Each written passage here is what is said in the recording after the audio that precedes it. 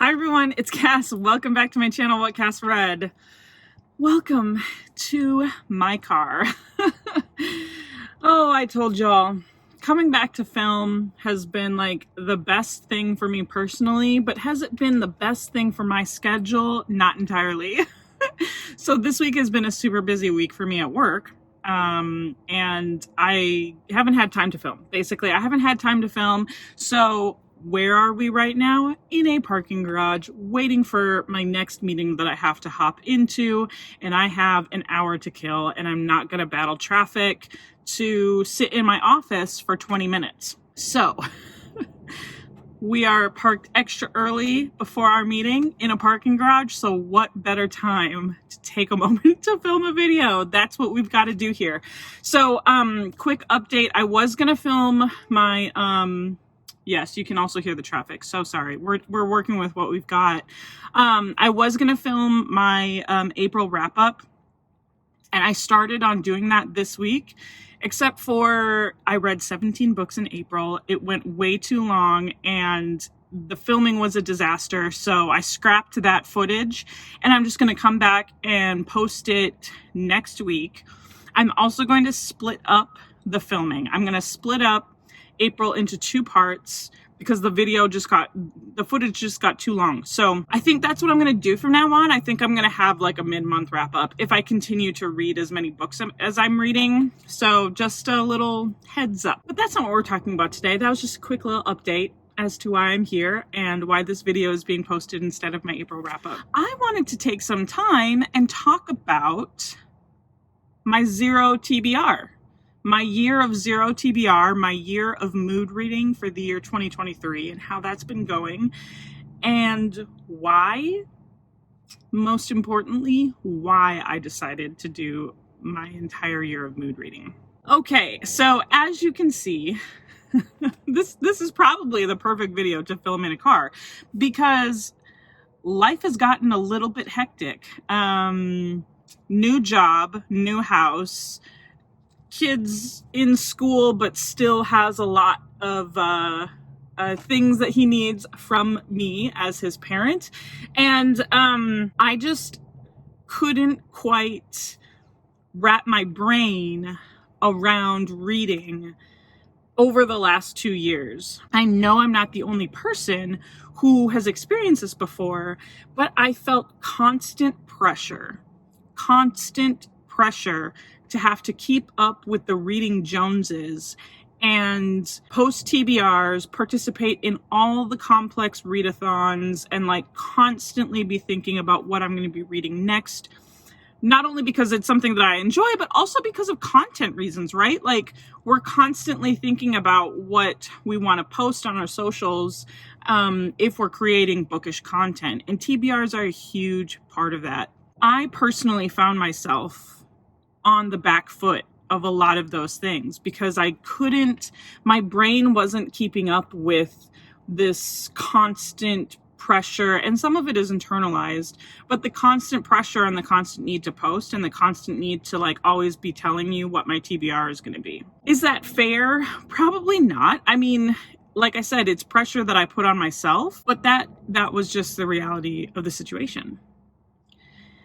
Last year was also an extremely tough year for me. I had dealt with a lot of loss in my family.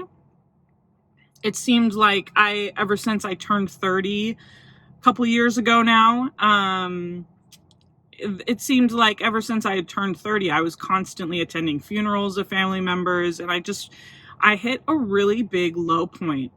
And I didn't want to read at all. So I think all of that kind of came to a head, like toward the end of the year when I had just had to book another flight for another out-of-town funeral. And I slowly started dipping my toes back into reading because I started reading a completely different genre. I was like, you need to read something supremely lighthearted. That is one of the reasons why I started picking up romance, because my mental health needed something that was going to be a little bit more lighthearted, that was going to give happily ever afters. And not every single book that I read gives those kinds of happily happily ever afters, I would just look at my bookshelves and just feel this heaviness and this weight on me of these like really dauntingly large fantasy books, right? If I had stuck with a TBR, I think I would have really buried myself and continued the slump that I had gotten myself in by only sticking to like one set of rules, a set of rules that I'd made up for myself, right? But I would have stuck to those rules for the sake of sticking to the rules, and that's what you do with TBRs. And I don't know what the moment became where I was like, I'm just going to try this out. Okay, now I'm going to try out another book. Okay, I'm going to try out another book. And that is what really got me back on track. So when 2023 rolled around, I was like, okay, how are you going to do this? You are still inherently the kind of person that likes to set reading goals. You are still inherently the kind of person that likes to talk about books month after month. And I did want to start filming again. And I was like, how am I going to do this, but still do this in a way that is sustainable for my mental health, that is sustainable for a reading pace, and still sustainable for like enjoyment of reading? So that's when I said, I think let's try it. I think you should try mood reading for the whole year of 2023. It hasn't been the easiest. It has not been the easiest transition to switch up to only mood read, because I like creating those goals and I like creating those lists. And I just finished a book like 2 nights ago, and I sat in front of my books and I was like, what are we going to read next? Because I didn't have a plan. And so I didn't read anything for a couple of days until the mood struck me to pick up historical romance. How do I want to say this? It has not been the easiest to just kind of like let my mood take over. And I think there's a lot of us out there who like could feel that, you know. I was actually watching Megan Rhiannon's channel, and she's a content creator for like planners and journals. And one of the videos that she said, this is not like a get stuff done channel. This is a take care of yourself channel. The second she said that, I was like, yes, thank you so much. Like, I needed to hear that, because that, I feel like, is the vibe that I want to put forth in my channel as well. This is not going to be a get stuff done channel. This is not going to be a channel where I'm creating 1,000 different complicated readathons. This isn't a channel that I'm always going to have stacked TBRs and stick to a plan. Because if this week is anything like my life has been, where reading and filming are just getting, I just don't have the bandwidth to do it all in a sit down pretty fashion, I can't expect of myself to also stick to TBRs on top of it all. I just need to take care of myself. I just need to take care of what I need to take care of. And so that's it. That's the motto. And if you are someone who has also been feeling that, welcome to this channel. Welcome.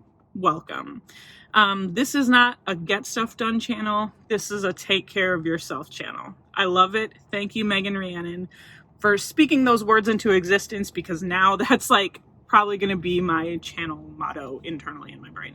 I would definitely say that since I officially declared that this year was a no TBR year, this 2023 was going to be the year of mood reading. I've read, currently, I'm at 62 books. 62 books.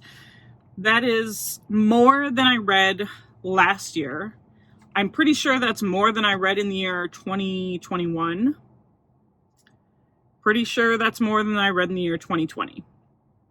I think my last like really substantial reading year, I read like 70 something books, and I'm already feeling like I'm going to be going past that. Mood reading has allowed me the freedom to pick up a book, and if it's not working for me at that moment, I have no guilt whatsoever about putting it down and just saying, not right now. Mood reading has also allowed me to pick up genres in books that I've been putting off, or books that I just honestly would have never picked up otherwise. For instance, I actually just finished reading Daisy Jones and the Six. Super popular book. I've actually owned it for a long time. I just never was thinking about it. And if I hadn't been in this like mood reading phase of my life, whatever mood came over me to be like, oh, you know what? Daisy Jones and the Six, I'm going to start listening to you on Audible. I would have never read that book. I can honestly say it probably would have been a book that would have just sat on my shelf. I would have looked at it several times and I probably would have unhauled it because I never was putting it on TBRs. I think that has just made like all the difference in the world. I guess that's the moral of the video today. That's the moral of the story today. I just wanted to come in and chat because I had the time in the car waiting for my next meeting to be able to film and record my thoughts. So I promise you are still going to get those nicely lit and good audio and not road noise kinds of videos from me, but this one wasn't one of those videos because we are taking care of ourselves, we're doing what we want to do, and we're doing what we need to do in the moment. If you want to be a part of that, please, you're welcome to join me and subscribe, and let's just have fun and take care of ourselves on this channel. If you've made it this far, go ahead and put the like prayer hands emoji, but like I'm more or less thinking about that as like the take care emoji, you know, meditation, take care of yourself kind of emoji. And let me know how you have been thinking and feeling about your reading thus far in the year. Or if you're one of my planner friends newly subscribed, just tell me how you have been thinking and feeling about, you know, this kind of like content creation phase that we are in. Are you a get stuff done person? I love it. You're still welcome here. But I also think it's time for us to take care of ourselves. With that, find me on my social media. I'm on Instagram and Twitter. It's at whatcassread, the same as this channel, so it should be super easy for you to find. And then, of course, you know how these videos end. I'll talk to you later. Bye.